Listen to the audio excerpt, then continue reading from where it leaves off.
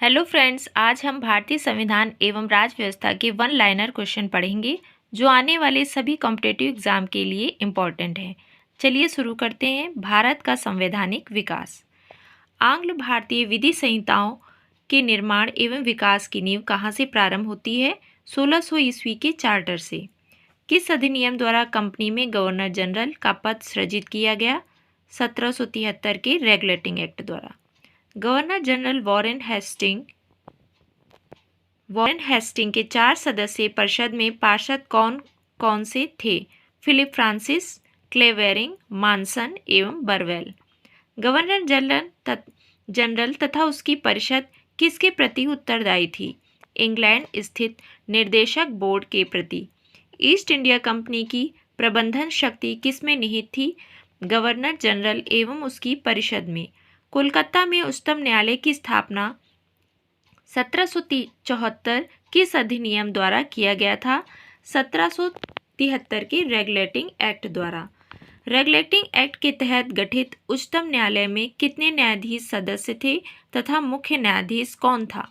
4 सदस्य। मुख्य न्यायाधीश sir Elijah Impey. East India Company पर संसदीय नियंत्रण का प्रथम प्रयास किस अधिनियम द्वारा किया गया? रेगुलेटिंग एक्ट 1773 द्वारा। किस एक्ट के द्वारा सर्वोच्च न्यायालय की अधिकारिता से गवर्नर जनरल इन काउंसिल को मुक्त कर दिया गया था? सन 1781 के सेटलमेंट एक्ट द्वारा। सर्वोच्च न्यायालय की राजस्व अधिकारिता को किस एक्ट द्वारा समाप्त किया गया? 1781 के सेटलमेंट एक्ट द्वारा।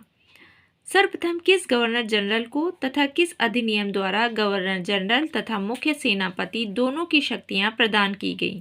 लॉर्ड कॉर्नवालिस को 1786 के अधिनियम द्वारा। किस अधिनियम द्वारा कंपनी के व्यापारिक एवं राजनीतिक कार्यों को एक दूसरे से पृथक कर दिया गया? पीट्स इंडिया एक्ट 1784 द्वारा। कंपनी के कर्मचारियों पर उपहार लेने पर प्रतिबंध कब लगा दिया गया? 1784 में पीट्स इंडिया एक्ट द्वारा। नियंत्रक मंडल के सदस्यों को भारतीय राजस्व से वेतन देने का प्रावधान किस अधिनियम के तहत किया गया? 1793 का राजलेख के तहत। ईसाई मिशनरियों को भारत में धर्म प्रचार की अनुमति किस राजलेख द्वारा प्रदान किया गया था? 1813 का राजलेख। भारत में आकर बसने तथा व्यापार करने के लिए आने वाले अंग्रेजों को लाइसेंस लेना किस चार्टर द्वारा अनिवार्य कर दिया गया? 1813 के चार्टर अधिनियम द्वारा। किस अधिनियम द्वारा ब्रिटिश संसद ने चाय और चीन के साथ व्यापार को छोड़कर ईस्ट इंडिया कंपनी के भारत के साथ व्यापारिक एकाधिकार को समाप्त कर दिया? 1813 के चार्टर अधिनियम के द्वारा। ईस्ट इंडिया कंपनी के व्यापारिक अधिकार को किस अधिनियम द्वारा समाप्त कर दिया गया? 1833 के राजलेख द्वारा। किस अधिनियम द्वारा गवर्नर जनरल की परिषद में विधि सदस्य की नियुक्ति का प्रावधान किया गया? 1833 के राजलेख द्वारा। अंग्रेजों को किस अधिनियम के तहत बिना लाइसेंस भारत आने जाने, बसने तथा व्यापार करने की स्वतंत्रता प्रदान की गई?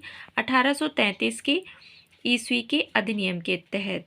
सर्वप्रथम भारत में शासन की केंद्रीकरण का प्रयास किस अधिनियम में दिखाई देता है? 1833 के राजलेख में।